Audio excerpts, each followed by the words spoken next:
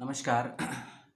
स्वागत सभी देखने सुनने समझने वाले मेरे दोस्तों का, अपनों का, साथियों का, गैरों का और जो भी लाइक और डिसलाइक दोनों करते हैं उन सभी का। सूचना है बनारस हिंदू यूनिवर्सिटी की तरफ से 22 नवंबर को आई हैं सूचनाएं, 24 नवंबर को देख रहे हैं वीडियो और 26 नवंबर को है संविधान दिवस। वीडियो केवल और केवल एडमिशन को लेकर है, इस बात का ध्यान रखिएगा। यदि आपने बीएचयू में 21 और 22 के सेशन के लिए आवेदन किया था और एंट्रेंस एग्जामिनेशन दिया था यूजी या पीजी कोर्सेज में, तो इस वीडियो को लास्ट तक देख लीजिएगा यदि आपके पास समय हो। स्कोर कार्ड आपका आ चुका है वेबसाइट पर, उसकी आ चुकी है सूचना। स्कोर कार्ड से मतलब है वीडियो का दूसरा पार्ट हो चुका है शुरू, बिना किसी भूमिका के कर चुका हूं वीडियो शुरुआत। यदि आपने प्रवेश परीक्षा दे चुके हैं, आंसर की को चैलेंज कर चुके हैं, फाइनल आंसर की आपके सब्जेक्ट की तो नहीं बल्कि आपका फाइनल स्कोर कार्ड आ गया है वेबसाइट पर। अपना यूजर आईडी पासवर्ड डालकर उसको लॉगिन कर लीजिएगा। लॉगिन करने के बाद आपके समक्ष आपका होगा स्कोर कार्ड कि यदि आपका पेपर 200 का हुआ है या 100 का हुआ है या 400 का हुआ है, उसमें से कितने नंबर आपके आए हैं ये आपको मालूम चल जाएगी सूचना। ठीक है, चाहे आपने यूजी के लिए अप्लाई किया हो, चाहे आपने पीजी के लिए अप्लाई किया। और एक और बात, जो प्रवेश परीक्षाएं हुई थी वह सीबीटी और ओएमआर दोनों ही माध्यम से हुई थी। कुछ विषयों की परीक्षाएं ओएमआर पे माध्यम से हुई थी, यानी कि लिखित आपको गोले मारने थे, पिंक कलर के जो था सीट मिलती है, और कुछ के अंदर आपको सीबीटी मोड पे यानी कि कंप्यूटर पर बैठकर आपको पेपर देना होगा।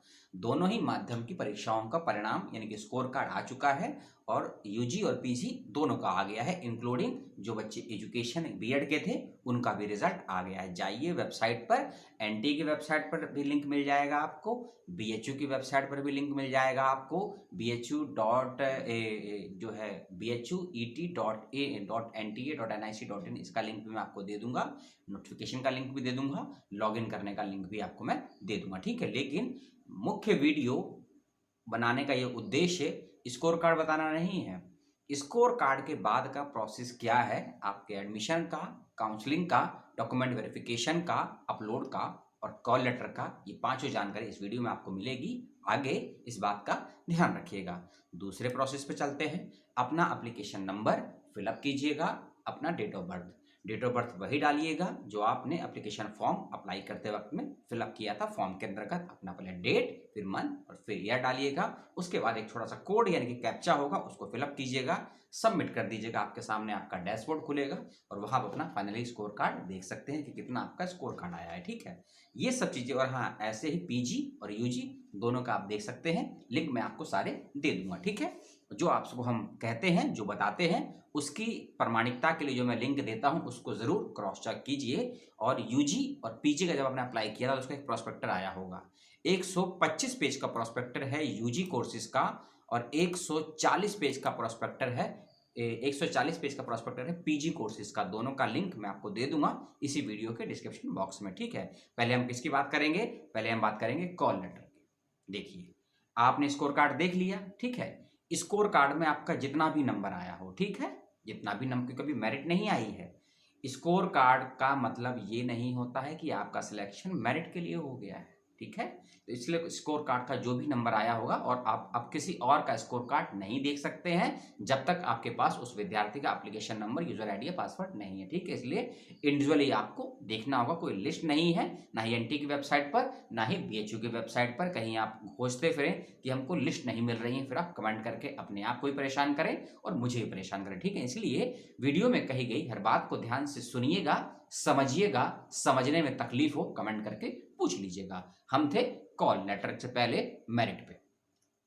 मान लीजिए आपका 100 में से 80 नंबर आया है, या 100 में से 70 नंबर आया है, या फिर आपका 60 यानी कि 60 नंबर आया है। एबीसीडी किसी भी कैटेगरी में आप हो, general, SC, ST, OBC, minority यानी कि जैसे बोलते हैं माइनॉरिटी, क्या जैसे कि जैन हो गए हैं, बुद्धिस्ट होते हैं, क्रिश्चियन हो, माइनॉरिटी में आते हैं। ठीक है, या ईडब्ल्यूएस के हो, पीएच के हो, कोई जितने भी आपकी रहेगी अपने स्कोर कार्ड देख लीजिएगा। ठीक है, और यदि मान लीजिए बीएचयू कहता है कि जिसके 100 में से 80 नंबर आए हैं और वह विद्यार्थी यदि जनरल और ओबीसी कैटेगरी में आता है, या फिर जिसके 100 में से 70 नंबर आए हैं, ऐसे विद्यार्थी जो एससी और एसटी कैटेगरी में आते हैं, ऐसे विद्यार्थी जो पीएच कैटेगरी में आते हैं और जिनका 60 नंबर आया है, ऐसे विद्यार्थी जो जो ईडब्ल्यूएस कैटेगरी में आते हैं और जिनका 100 में से 75 नंबर आया है। यदि आप इस कैटेगरी के इंडियन स्कोर में आते हैं, मान लीजिए आपका आया है 67 नंबर, ठीक है, और आप हैं एससी कैटेगरी के स्कोर कार्ड के अनुसार, तो आपको काउंसलिंग के लिए नामांकन भी भरना है और आपको अपना कॉल लेटर डाउनलोड भी करना है, ठीक है।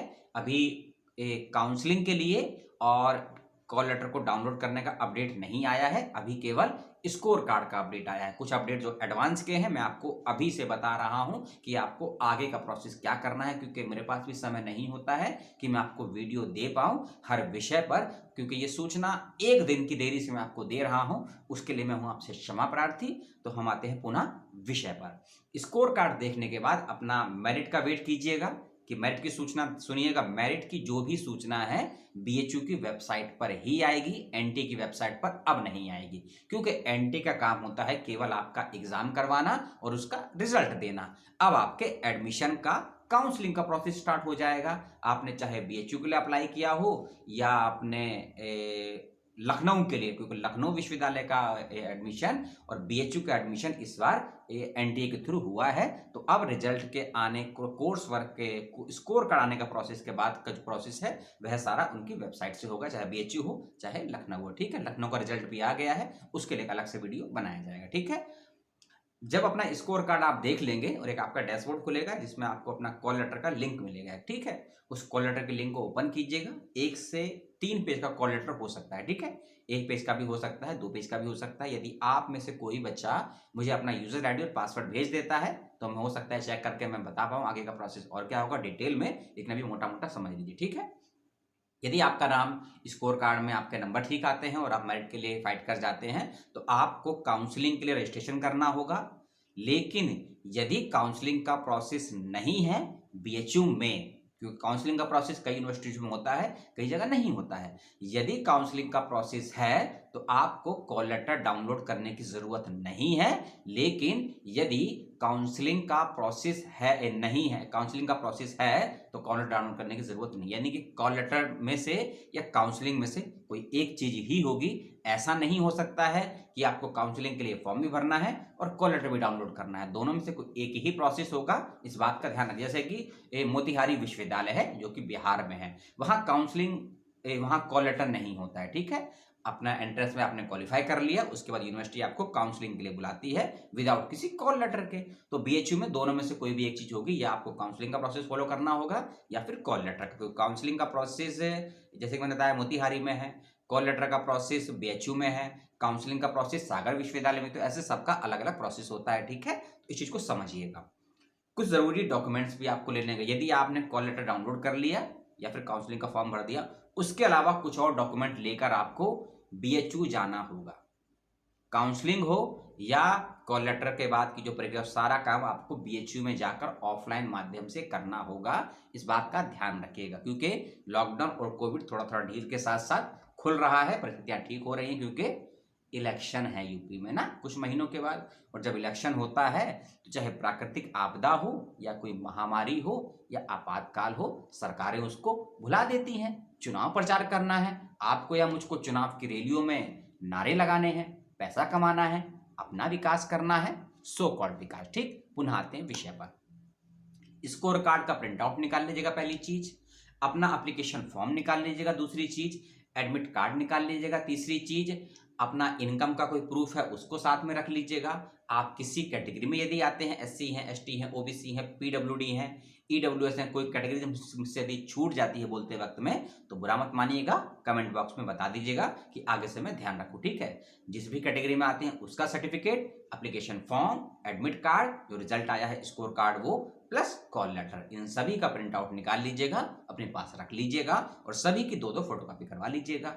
इसके अलावा आपके जो भी एकेडमिक डॉक्यूमेंट्स हैं, इसके अलावा आपके जो भी एकेडमिक डॉक्यूमेंट्स है, कौन कौन से डॉक्यूमेंट है मैं आपको आगे बताऊंगा। और एकेडमिक डॉक्यूमेंट्स के अलावा यदि कोई डॉक्यूमेंट्स आपके पास नहीं है, जिस दिन आप एडमिशन के लिए जाएंगे यूनिवर्सिटी में और उस वक्त यदि जरूरी दस्तावेज नहीं है आपके पास, तो उस कंडीशन में आपको कौन सा डॉक्यूमेंट एक्स्ट्रा साथ लेकर जाना होगा, कहां से मिलेगा, क्या फॉर्मेट होगा, वो भी मैं आपको इसी वीडियो में आगे ही बताऊंगा। और ये मैं जो भी प्रोसेस आपको बता रहा हूं ना, ये सारा प्रोसेस यूजी और पीजी दोनों में अप्लाई होता है। यूजी का प्रोसेस अलग नहीं है, ना ही पीजी का है। जो प्रोसेस यूजी का है स्कोर कार्ड आने के बाद में, वही प्रोसेस पीजी का भी है स्कोर कार्ड का रिजल्ट आने के बाद में, इसलिए अलग अलग बताने की जरूरत नहीं है, कॉमन प्रोसेस है। अब आप डॉक्यूमेंट्स को नोट कर लीजिए। आप देखिए सभी डॉक्यूमेंट्स आपको लेके जाने की जरूरत नहीं है, क्योंकि कुछ डॉक्यूमेंट किसी को लेके जाने किसी को नहीं लेके जाने, ठीक है। आपको ट्रांसफर सर्टिफिकेट जिसे टीसी बोलते हैं लेकर जाना है। माइग्रेशन सर्टिफिकेट लेकर जाना है। यदि आपने बीएचयू से ही किया है अपना कोई कोर्स, मान लीजिए आपने बीएचयू से स्कूलिंग की है, ठीक है, तो ट्रांसफर सर्टिफिकेट की आपको जरूरत नहीं है। यदि आपने बीएचयू से यूजी किया है और अप्लाई किया है पीजी के लिए, तो भी आपको ट्रांसफर सर्टिफिकेट लाने माइग्रेशन की जरूरत नहीं पड़ेगी, ठीक है ना। माइग्रेशन को ये ठीक है, थोड़ा ध्यान रखिएगा। और ऐसे बच्चे जिन्होंने बीएचयू के अलावा किसी और यूनिवर्सिटी से कोई कोर्स किया है और आपने बीएचयू में आपका, मान लीजिए आपने लखनऊ विश्वविद्यालय से यूजी किया है और बीएचयू में आपने अप्लाई किया है पीजी के लिए, ठीक है, तो आपने बीएचयू के अलावा दूसरी, तो आपको समय मिलेगा 90 दिनों का। कितने दिनों का?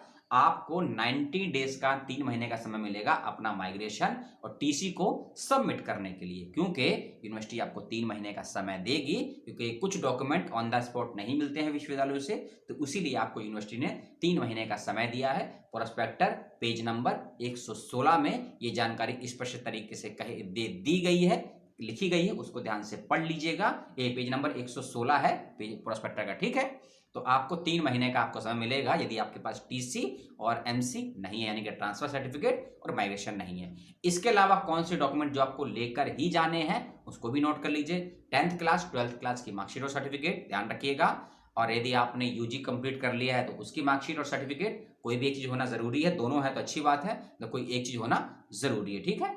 अपना एडमिट कार्ड जो मैंने आपको पहले ही बता दिया है उसको लेकर जाइएगा, जिसकी आपने प्रवेश परीक्षा पास की है। आप एससी हैं, एसटी हैं, ओबीसी हैं, उसका सर्टिफिकेट ओरिजिनल साथ लेकर जाइएगा फोटोकॉपी के साथ में। और यदि आप स्पोर्ट्स कैटेगरी में आते हैं, यदि आप में से कोई भी कैंडिडेट स्पोर्ट्स कैटेगरी में आता है, तो आपको उसका भी सर्टिफिकेट लेकर जाना होगा साथ में। इसके अलावा स्पोर्ट्स भी कई लेवल के होते हैं ना, क्या बोलते हैं उसको, जोन होता है, स्टेट होता है, नेशनल होता है, इंटरनेशनल होता है ना, ये सब होते हैं ना। अब स्पोर्ट्स का इसमें गेम का नाम नहीं दिया कि आपको फुटबॉल का लेकर जाना है, वॉलीबॉल का, क्रिकेट का, कबड्डी का, की जो भी, और ये भी नहीं लिखा है स्पोर्ट्स में कि आपको कि जो पैरा ओलंपिक के गेम्स होते हैं उसका, यानी कि इसमें खाली सब लिखा है स्पोर्ट्स सीट्स का। और यदि आपने स्पोर्ट्स सीट्स के लिए अप्लाई किया था, क्योंकि जब अप्लाई किया होगा आपने, तो उसमें कई प्रकार की सीटें डिवाइड होती है, कोई जनरल होती हैं, एससी होती हैं, एसटी होती हैं, ओबीसी के लिए होती हैं, डिफेंस के लिए होती है। यदि आपने स्पोर्ट्स कैटेगरी में अप्लाई किया है तभी आपको स्पोर्ट्स के सर्टिफिकेट साथ लेकर जाने हैं, नहीं तो नहीं लेकर जाने हैं। तो आप ये मत समझिए कि आपने अप्लाई किया है जनरल के लिए तो आपको भी लेकर जाना है स्पोर्ट्स का, जी नहीं। स्पोर्ट्स का सर्टिफिकेट उन्हीं को लेकर जाना है जिन्होंने स्पोर्ट्स कोटे की सीट के लिए अप्लाई किया है। इस बात का विशेष रूप से ध्यान रखेंगे आप सभी बच्चे, ठीक है। अपना ID proof, residence proof, address proof, photo का प्रूफ, इसको भी साथ लेकर जाइएगा। ये सभी डॉक्यूमेंट आपको साथ लेकर जाने हैं। यदि इनमें से कोई डॉक्यूमेंट आपके पास नहीं है तो आपको एक अंडरटेकिंग का फॉर्म भरना होगा। उस अंडरटेकिंग के फॉर्म का फॉर्मेट भी आपको जो आपका यूजी या पीजी का प्रोस्पेक्टर है उसमें दिया हुआ है, उसमें से आप उसका खाली प्रिंट आउट निकालेंगे। और यदि आपका ओबीसी का सर्टिफिकेट बन गया है या नहीं बना है तो उसका भी एक फॉर्मेट दिया है यूनिवर्सिटी ने, उस फॉर्मेट को आप एक एफिडेविट पे प्रिंट आउट निकाल लीजिए, जो टेम्परेरी ही होगा, ठीक है। ये 100 रुपए के प्रिंट आउट पे उसको निकाल लीजिएगा और आपको ये साथ लेकर जाना होगा। और एससी एसटी के सर्टिफिकेट का भी एक फॉर्मेट दिया गया है, मैं आपको प्रोस्पेक्टर का लिंक दे दूंगा। ईडब्ल्यूएस का भी सर्टिफिकेट का वो प्रोस्पेक्टर दिया हुआ है। ईडब्ल्यूएस के सर्टिफिकेट में आपको अपनी फोटो लगानी होगी। ये पेज नंबर है 120, हाँ, पेज नंबर 120, 119, 118 और 117 पे कुछ नहीं है, यानी कि इन 3 पेज पे ये यूजी का बता रहा हूं। और ऐसे ही सर्टिफिकेट आपके, क्योंकि हर विश्वविद्यालय के अपने अपने प्रारूप होते हैं, समझिए इस चीज को, ठीक है ना। अपने प्रारूप होते हैं कि किस प्रारूप में वह सर्टिफिकेट स्वीकार करेंगी। तो ओबीसी का एक प्रारूप दिया है और ईडब्ल्यूएस का प्रारूप दिया है और एससी एसटी का भी दिया है, ठीक है। ये सब आप देख लीजिएगा। ये सर्टिफिकेट कौन से कहां से मिलेंगे मैंने आपको बता दिए, कौन कौन से डॉक्यूमेंट लेकर जाने हैं आपको एडमिशन के वक्त में, ये भी बता दिया। एडमिशन और कॉल लेटर जो भी होगा उसको डाउनलोड कर लीजिएगा, कॉल लेटर को जरूर डाउनलोड कर लीजिएगा, और सारा प्रोसेस जो भी होगा ऑफलाइन माध्यम से होगा या ऑनलाइन माध्यम से होगा, उसकी स्पष्ट जानकारी आपको वेबसाइट से ही मिलेगी। अभी जानकारी नहीं आई क्योंकि अभी फाइनल वो नहीं आया है ना कि मेरिट क्या है। मेरिट की जब लिस्ट आएगी ना और नंबर ऑफ मेरिट आएगा, तब ये क्लियर हो जाएगा कि आपको एडमिशन ऑनलाइन लेना है या ऑफलाइन लेना है, इसका ध्यान रखेगा, ठीक है। लेकिन स्कोर कार्ड के बाद का प्रोसेस और एडमिशन के वक्त जाते वक्त कौन कौन से डॉक्यूमेंट लेकर जाने हैं, कौन कौन से सर्टिफिकेट लेकर जाने हैं, काउंसलिंग का फॉर्म भरना है या नहीं भरना है, कॉल लेटर कहां से और कैसे डाउनलोड करना है, ये सारी जानकारी मैंने आपको बताने का प्रयास किया। बनारस हिंदू यूनिवर्सिटी का 21 और 22 के सेशन का यूजी और पीजी के पाठ्यक्रम का। मेरे से कोई शिकायत हो, आपकी कुछ सवाल हो, कोई जिज्ञासा हो, कमेंट बॉक्स में उसको ढप से छोड़ दीजिएगा, हम उसको पकड़ लेंगे, जवाब आपको दे देंगे। अगला एक और वीडियो आएगा और वह वीडियो होगा बीएचयू के पीएचडी स्टूडेंट्स के लिए, जिन्होंने पीएचडी के लिए अप्लाई किया है बीएचयू में 20 और 21 के सेशन में, और यदि वो अपना इंटरव्यू दे चुके हैं या देने वाले हैं पिछले सत्र का, तो उनके लिए कुछ अपडेट आए हैं, कुछ बच्चों की अच्छी खबर है और ज़्यादा उसमें पॉजिटिव खबरें ही हैं। तो अगली वीडियो में उसकी हम बात करेंगे, क्योंकि एक ही वीडियो में सारी जानकारी कर देते हैं तो उलझ जाते हैं, गड्डमड हो जाती है, कॉन्फ्लिक्ट हो जाता है, फिर आप उसकी क्रोनोलॉजी को नहीं समझ पाएंगे, ठीक है। तो मेरे लिए बस आपके लिए बस इतना ही, और आपका धन्यवाद कि अपने जीवन का आपने 15 से 16 मिनट का समय दिया। तहे दिल से आप सभी का शुक्रिया, और मिलता हूं अगले वीडियो में। टॉपिक आपको बता दिया है, उसका वेट कीजिएगा। मेरे लिए कोई सवाल हो, पुनः से कहता हूं, सुझाव हो, दे दीजिएगा। वीडियो अच्छा ना लगा हो डिसलाइक जरूर कीजिएगा, अच्छा लगा हो तो लाइक मत कीजिएगा, लेकिन बुरा लगा हो तो डिसलाइक जरूर कीजिएगा, कि ताकि मैं अपने में, अपने कंटेंट में कुछ सुधार कर सकूं, कि आपको शिकायत का मौका फिर से ना मिल सके। नमस्कार, जय संविधान।